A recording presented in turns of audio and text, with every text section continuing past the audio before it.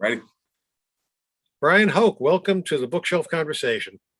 Thank you very much, Ron. So, as we were just talking briefly before, this is not a book, had it not been for the current situation we are all under, I don't know if I would have read, but your new book, The Bronx Zoom, Inside the New York Yankees' Most Bizarre Season, says it very well. Uh, Normally, I don't like books that use superlatives in the title, but I really can't conceive of a season that was more bizarre than 2020. At what point did you decide you were going to write this book? Yeah, well, I think just to follow up on that, if not for what happened in the world during 2020, it's not a book that I would have written. You don't write books about teams that lose in the American League Division Series, but the fact that I was on the ground with the Yankees as the world was changing and so much uncertainty going on, I think that I first conceived of the book project probably in June or July when it seemed like baseball was going to try this crazy idea to restart a 60-game season. And they sent the teams back up to their home stadiums to do spring training too, or summer camp. And I just remember thinking, probably during that opening night game in Washington, D.C., where, of course, we waited all summer for baseball. And then this torrential thunderstorm comes with the lightning and they have to stop the game and there's flooding in the dugouts. And I just said, this season, if they're able to pull this off, this is going to be a miracle. And so, to play in a pandemic, with so much strife in the streets, the fight for racial justice going on, this presidential election that everybody had strong opinions on both sides. There was so much going on in 2020. And in the background of that, they're trying to play a baseball season. I just thought that no matter how it turns out, it's a remarkable achievement that the Yankees and that Major League Baseball were able to play this shortened 60-game season with everything they had thrown at them. Now, naturally, because of the COVID conditions, participation, for lack of a better word, was limited to basically the players. You write about how just credentials were given out to a very, very few, as opposed to what would normally be. How did you go about covering the games? It was a challenge. It really was. Obviously other people had much greater challenges going on in 2020, but you're there to do a job and you feel like you're not able to do the job as well as you want to. You just don't have that face-to-face access. So, going back to March when things shut down, I had never even heard of Zoom. It was not even something that had crossed my mind. And when people started talking about it, you have to look into it and learn how to use it. And it was a learning process for all of us, I think. The Yankees were pretty good about providing players to the reporters on Zoom. They converted a room in the stadium to facilitate that. Normally on the 0-100 level, right outside the clubhouse, there's a press conference room where we would have gone in. There's usually 50 or 60 reporters in there, and you can ask your questions, kind of like the White House briefing room. But with no people allowed in there, they converted that into kind of a TV studio. And so that, that was definitely, with everything being in a public press conference setting, it was hard to find angles that my competition wouldn't have, because we're all in the same Zoom meeting. We're all getting the same quotes. How am I going to tell this story better or make it more interesting than my competition? So a lot of that was, it took a lot of digging. And I think we had to get creative in that and, use all your resources you have, empty the Rolodex and text people when you could and make phone calls, because we just couldn't have the face-to-face interaction that we were so used to. Now, you're saying that makes me think, if this had happened before the age of the internet, if the pandemic, I mean, certainly there was the flu of 1918, but there was no television, there was no radio, sports coverage was relatively in its infancy. But can you imagine if this happened, say, like in 1970 or even 1980? How would you go about, were fax machines even common technology in those days? When you were covering the games, from where did you cover them?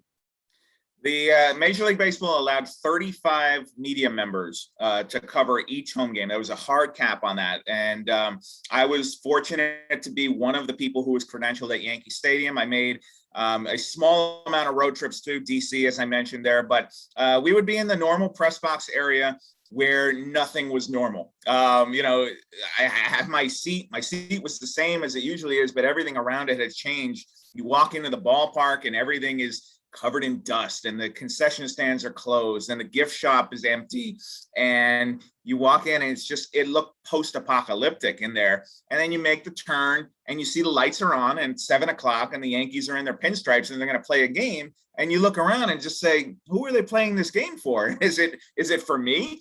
But you had to remember that there was a audience at home that really needed that diversion and distraction to to kind of fill their day. And for 3 hours a day, baseball was able to kind of provide some sense of normalcy. But being there in the ballpark, nothing felt normal. There were no printed out game notes or scorecards allowed, because we still didn't know so much about the virus and how it was transmitted at that time.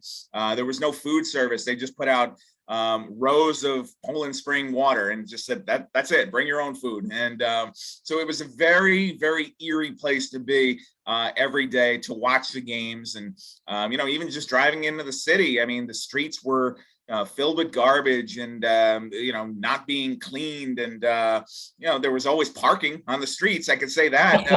There was you don't get that at a Yankee game when you just drive through and see dozens of empty parking spaces right there on Jerome Avenue. One of the things that one of the passages I really enjoyed, if you can call it enjoyable, you were describing Fenway Park and how they had to make do with whatever space they had, and the Yankees were actually changing in areas that would normally be trafficked by fans, near the concession stands where you pick up a beer. What was it like in other stadiums? Yeah, it was very much the same in other stadiums. I felt that it was just strange being there, because you felt like it felt like the off season, honestly. A lot of times during the off season, you come in and the stadium's empty, the seats are empty, but there's some kind of press conference or announcement. So you'd go in and do that. And there was something always cool about visiting a stadium in the middle of winter and you see snow on the field. But this was the middle of summer, and the areas around the ballparks were very empty. It just felt hollow in a lot of ways. George King has a quote in the book. I think I quoted him, the great, New York Post beat writer. And he said, it felt like, it was barbecue chicken without the chicken. You could see it, you could smell it a little bit, you could look at it, but you couldn't touch it. And, I think that was kind of how it was. It felt very hollow. And I think that for the players, they had to generate their own electricity, because these guys have played in Little League, going back to Little League, they had fans in the stands cheering for them. To not have that suddenly, and then you go out and it's just this white noise, AM radio type, sound that's being pumped in. Everything felt very artificial. And, I think that what it did for me is it made me appreciate what the fans bring to the game. I think it, even starting in 2021, having 10,000 people in the stands was so much better than zero. In spring training, having 2,000 fans in the stands, so much better than zero. You lack that human passion and energy, and just, kind of what makes us all love baseball is going to a ball game and eating a hot dog and cheering for your favorite team. And that just wasn't there in 2020. What about the whole business of the simulated fans, the cardboard cutouts that many stadiums employed? Certainly the Mets did that, and they raised some money by doing that, by having people send in their photographs and putting their cardboard doppelgangers in the stands. But the Yankees didn't do that. Why not? They did not. Yeah, I guess that was a thing that Lontrose says in the book. He says, "Did you ever try to clean wet cardboard?" I think that it was something they could have done. I would have liked that. I know that some of the players, when they went across town to play the Mets, Michael King, one of the pitchers on the Yankees, said that he was just standing on the mound looking at all the faces staring at him, that the Mets fans had put up. And so I thought that was a fun idea. It's something that You talk about the Yankees being this kind of corporate monolith. I think that's a good example of how they didn't rush to that. They instead went to their corporate partners, and then instead you had big tarps on the field with Bank of America and what other companies that they had, Delta Airlines, I'm sure. So I think that was the opportunity the Yankees went there to try and increase that revenue stream and get some money flowing in. But I thought that was something cool with the cardboard cutouts, that the idea that, hey, you could be at every game, even though you couldn't be at every game. I thought of it in a different way. I thought that the Yankees considered themselves too classy to put up such artifice. Yeah, I think that's part of it too. Can you think of any other teams that did not have cardboard cutouts? I'm sure there were some, but I would have to go back and watch the game videos from 2020. I think that, come to think of it, I think most probably did embrace that. It was a way to make money in a year when there was no money to be made, and whatever they charged $50 or $100 to print up the thing.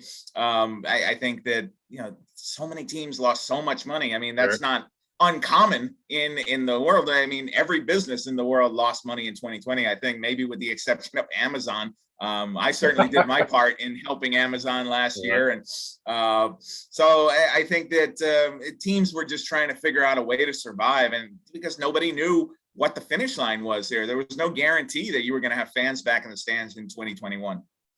What about the communications officers, the publicity officers? They really had their work cut out for them.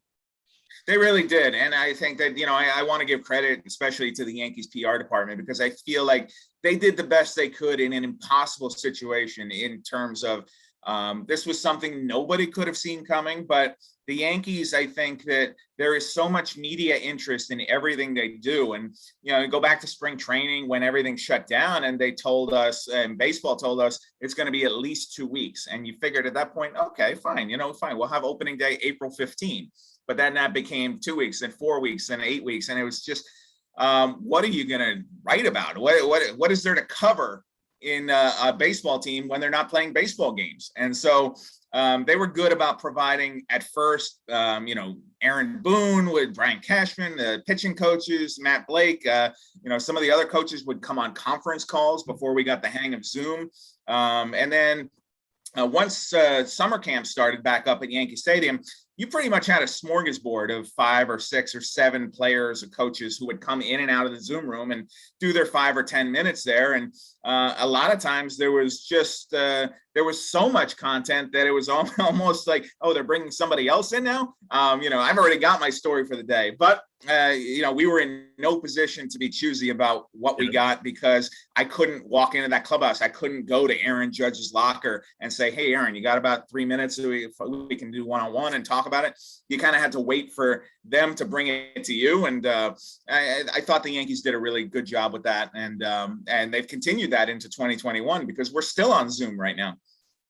You mentioned George King of the Post. The people I felt sorriest for last year, in relative terms, the sports terms, were the players in what pretty much was their last year, the veterans in their last year.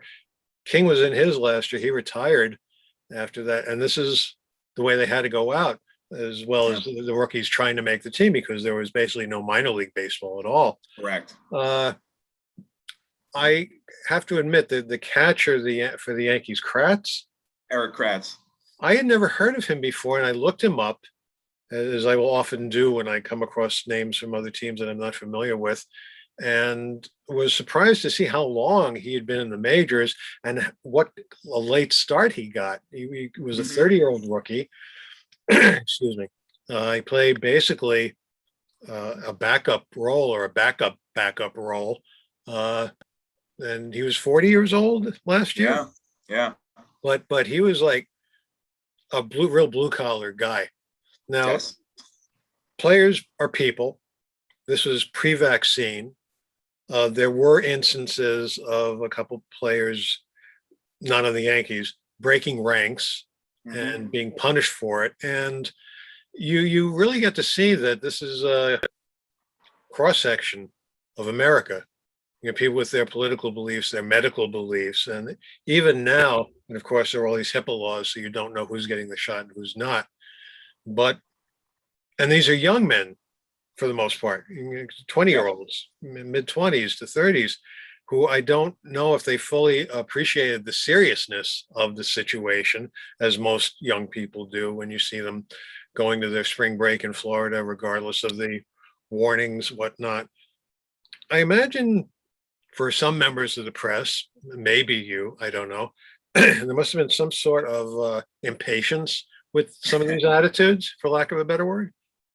I would say that in 2020, at least on the Yankee side, they were very good and very united. I have the security officer, Mark Cafalas, talk to me for the book, and he was designated the COVID officer, the COVID compliance officer. And he talks about when the team regathered in summer camp, and then also for the regular season, when they started that, he had a speech prepared where he said, look, I don't care if you're red, blue, green, yellow, whatever. This is what we're doing. You need to wear the mask. You need to comply with this because it's the only way we can get the season done. And if you don't want to do it for yourself, then do it for the guy in the next locker. Do it for their family at home, because some of these guys have kids. Some of these guys have parents and grandparents who they are going to see at some point and interact with. And you don't want to be the one who ruins it for everybody. And so I thought the Yankees were very good about that. Aaron Judge is quoted in the book as, he told his teammates, look, you can go out to dinner and you can chew sunflower seeds and spit, blow bubbles and whatever, whenever the season's done. But right now we are on a mission here and we've got to get to the finish line and we got to play 60 games and then go into the postseason. So I thought that last year they were they adhered to that very well. This year in 2021, where things have been relaxed, I think that guys have been out almost living like it's 2019. I don't think they're necessarily going out to bars and grinding until 4 a.m, as Garrett Cole said recently. But I think that, you are going out and being in the public, and I see guys signing autographs and kind of returning to that more normal way of life, which is what the vaccines are supposed to do for us.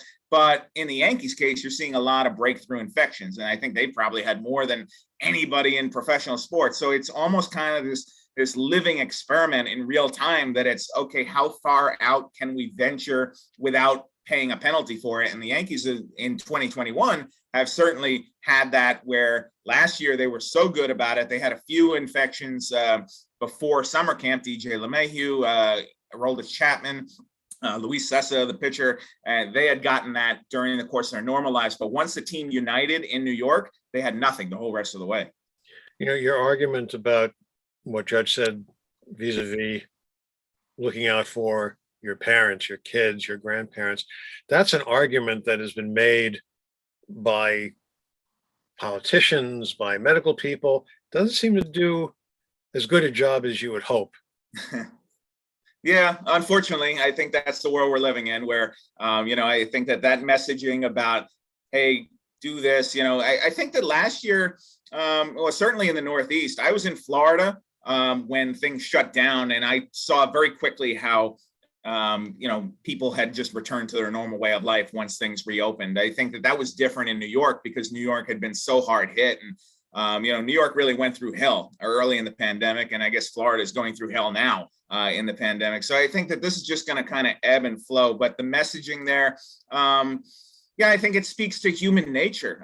You would like to think that if somebody said, hey, do this to take care of your neighbors and the people around you that you care about, you would like to think that you would follow that messaging. But as we're seeing in this experiment here, it doesn't always click with people. And, for some people are selfish and just only care about themselves. Yeah, sad but true. As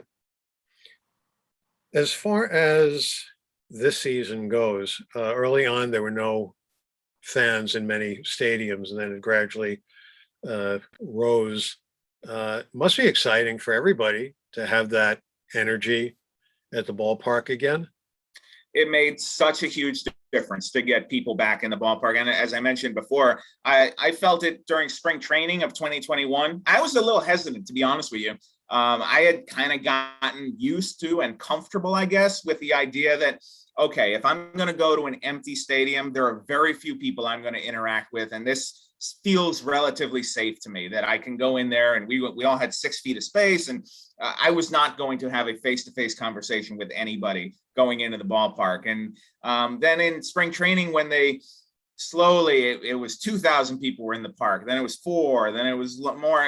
I looking around, and I saw that in Florida people were not wearing the masks, and in the ballpark, and it wasn't, they were supposed to wear them when not eating or drinking, the same way we are on an airplane still today, but people were not listening to that. And so I felt a little uncomfortable, but for the most part, as far as I know, everything turned out okay. And then baseball allowed, I think it was 20% capacity to begin the year, at least in New York it was, and that has ramped up to where now you're having 35, 40,000 people a night. And I think that if it's safe to do, and it seems like it's going okay. I'm not sure. I haven't heard about any kind of super spreaders coming out of Major League Baseball. I think that the fact it's an outdoor sport probably helps with that.